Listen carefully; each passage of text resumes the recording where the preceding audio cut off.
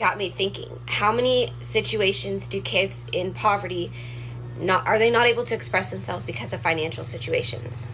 How often is a kid in poverty told, well, that's not your opportunity just simply because we don't have the means? Sometimes I feel like the only kids who get a spotlight are the kids who can afford, whose parents can afford to put one on them. And hell, we're just trying to keep the lights on in the damn house. The lighting may not be on our side today, but we're going to persevere through it, because have you guys seen what's been going on with the family of 6 in one bedroom? This video that came out initially. As you can read in the caption above, we're a family of 6 going on 7 living in a 1-bedroom apartment. As the kids grow older, that means we constantly have to adapt our environment to give them more means for privacy and extra space. So I will play that clip in its entirety. It has kicked off a great big storm, not just in the sense that you have, I believe it's 4 children, and then she's then got 1 on the way, in basically the living area of this 1-bedroom apartment, I suppose, like sleeping on mattresses on the floor. Meanwhile, the parents are all tucked up in their, king-sized bed, really high off the ground. They got a PS5 in there. They're living up the life whilst their kids sleep on mattresses on the floor in the main living area. Not just that, but I have done some gandering, right? I've done a bit of inspection on her past content, and that is just as much of an eye-opener. I also came across a Reddit thread that was just created for them, so I will leave that linked in the description. This TikTok account goes under the name of Resilient Jenkins, and I believe the mum is called Stephanie. Welcome back to another evening with the Resilient Jenkins, TikTok's current favorite family to hate on. I don't believe that all of the kids are theirs, that they've had the kids together. I think it was kind of like a split family. They moved in together. I think they're having like their second child that is actually biologically both of theirs on the way. A video came out and it has set TikTok off. You can read in the caption above, we're a family of 6 going on 7 living in a 1-bedroom apartment. As the kids grow older, that means we constantly have to adapt our environment to give them more means for privacy and extra space. When outside our environment appears cluttered, disorganized, what have you. But frankly, after making do for nearly 3 years now, I have nothing but a grateful spirit for the roof over our head. Generally, the instant judgment me and my husband receive, why have so many kids if you don't have enough space for them? See, my judgment comes from a place of not having the experience. When you've experienced enough, you generally don't judge people. I can tell you after everything I've been through in the past 3 years, there's very little I have to judge people. I would be lying if I said there wasn't a point in my life that I was so naive that I might have judged a poor person based off their appearance. I have learned a lot. I generally look like I'm roughing it, but that's because our kids come first. I do everything I can to keep our environment clean and tidy. When it comes down to it, I could shove everything my kids have in 1 bedroom of some of these houses I see, and it would really look like nothing. We try to teach our kids to take care of what they have, be grateful for what we have. We keep praying and pushing for the growth that we want. Appreciate y'all watching. See you in the next video. Right off the bat, she's saying, we have to constantly make shift to have the kids' privacy and whatever best interest, and she makes a lot of excuses as to why it is the way that it is. She doesn't judge other people. You can't judge us for living like this. Main big opinions that I have is that if you are already struggling, and they've been struggling, I think she said, for like 3 years, and you decide to keep on bringing more children into your home, into your life, when you cannot afford the ones that you have, because even though, yes, you're, in my opinion, clothing, feeding, etc., there's still 4 kids sleeping on mattresses on the floor, which barely really resemble mattresses at this point, let's be honest, and you're asking people for freebies, because we're going to get onto that in a minute. That's exactly what she's doing. And you've got another one on the way. You, by your own self-admittance, say that, a family living in poverty, a poor family, in her own words. So to then keep on bringing more children into the situation, when you guys are very much living it up in your own bedroom, whilst you have these kids who are all sharing of varying ages. Some of them look way too old to then be sharing with like a toddler, and vice versa. Living room area where, if anyone comes into that room, God forbid, in the middle of the night, if anyone breaks in. I, for one, believe that financial situations should never affect how a child develops and their growth and their opportunities. But that's just not how it works. It's not how it works. What is very interesting about this TikTok account is that people are not necessarily talking about the fact that she, the woman, I think it's Stephanie, has been trying to make her TikToks go viral for a little while. Just to make it clear as well, I think they also have like 2 or 3 cats. I don't know. So the other day she went 10 reasons why I keep posting. 1, I want to afford better housing for my family, which is fair. 2, I want to afford clothing and basic needs for my family. 3, I want to buy that outfit that I've been looking at for 2 years. 4, I want my husband home more, not working.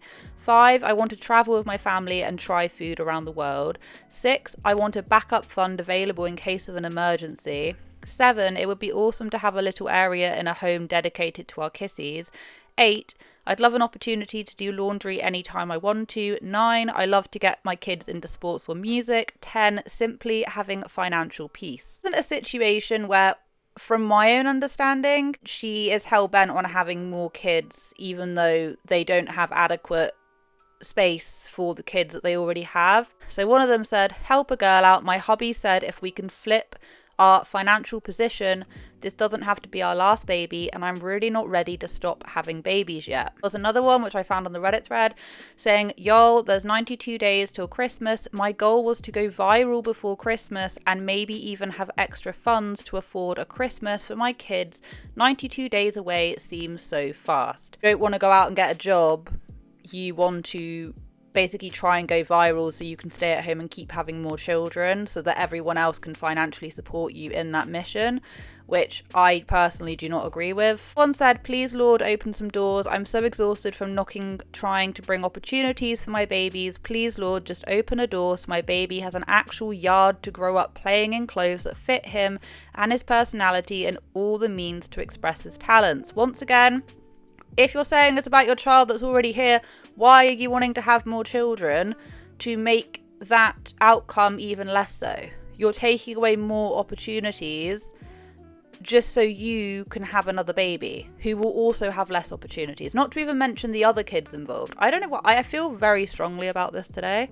My hubby said that if I can take our account viral and change our financial situation, he'll hump away and give me as many babies as I want, so help a girl out and share. Follow and help my account so I can make this man a father of 7. Anyway, there's just countless and countless instances of her trying to go viral one way or the next. There's lots.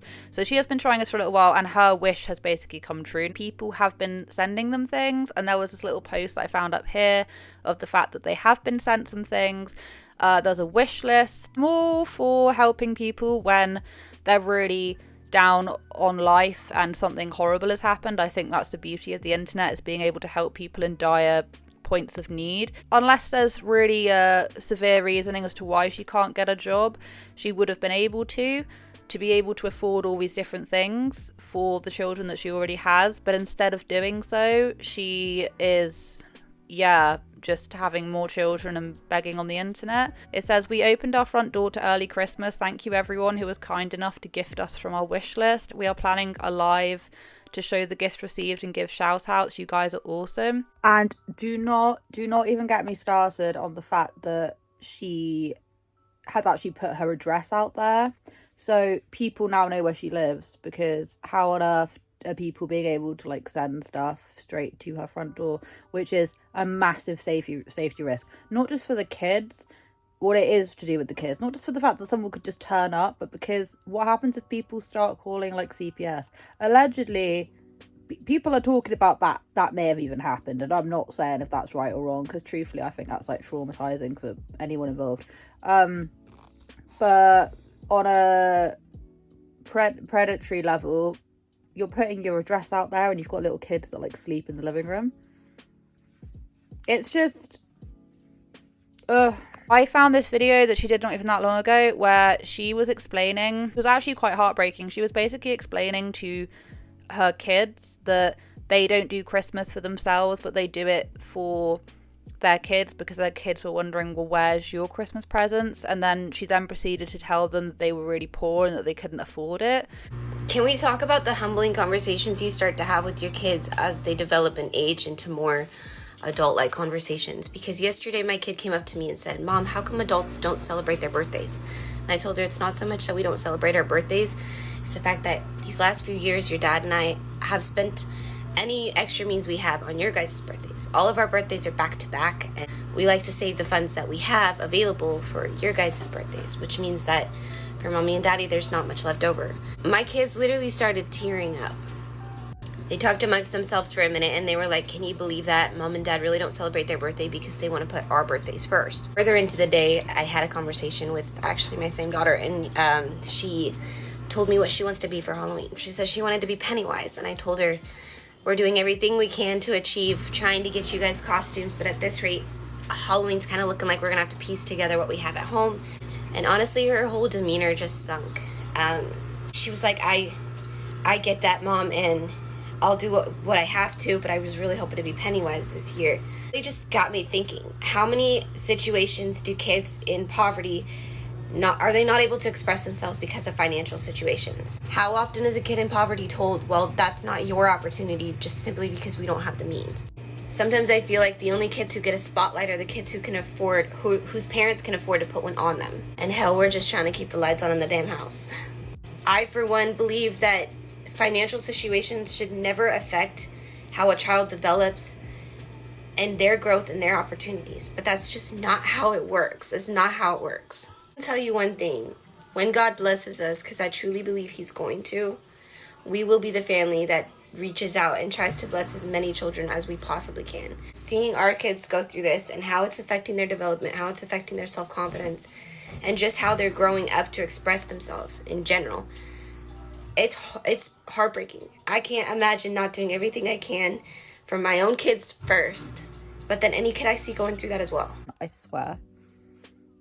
Like, the call is coming from within the house. The lights are on, no one's home. The call is coming from within the house. I was reading the comments and a lot of people were saying that's psychologically really jarring for young kids to hear, because it makes them feel like it's their fault that their parents are going without, when in actuality I feel that unless there is some major reasoning as to why they both can't work. I don't know what the hell the dad does. I heard something about DoorDash, but I don't know if that's ever really been confirmed. I don't know, it's an extremely tricky one because you want to be able to handle it really sensitively. But on the other side of it, at the end of the day, you're looking at young kids who are sleeping on the floor, on mattresses, all sharing one little space that they then have to share throughout the day, whilst the parents get like the life of luxury in the next room, presumably so that they can make more kids, and putting them in a situation where all of them are doing without. She said, you know, I want my kids to have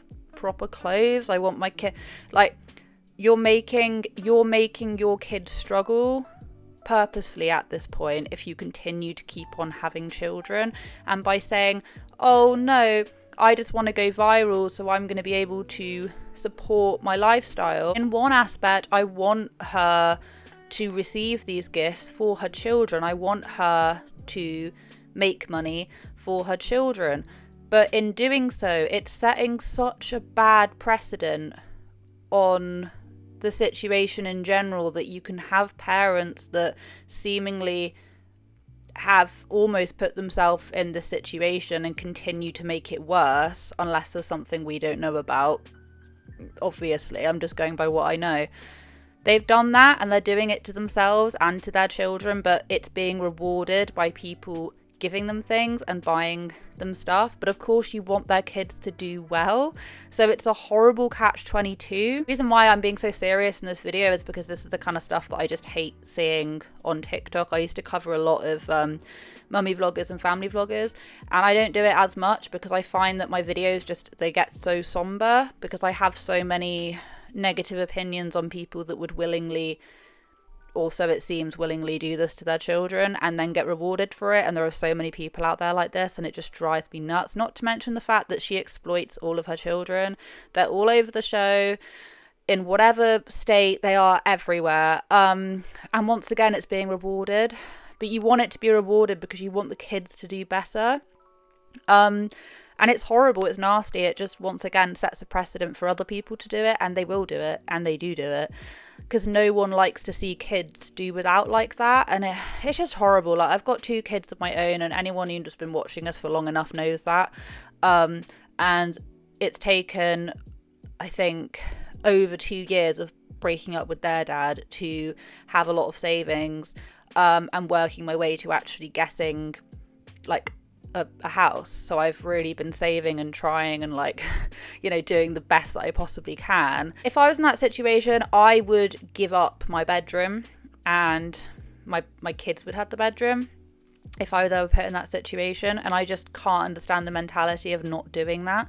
But that's pretty much all I've got for you guys today. Sorry about the slightly more somber tone, but this kind of stuff just really rattles me. But I hope you guys have a wonderful day wherever you are in this world. Take care of each other, take care of yourselves, and I will catch up with you guys in the next video.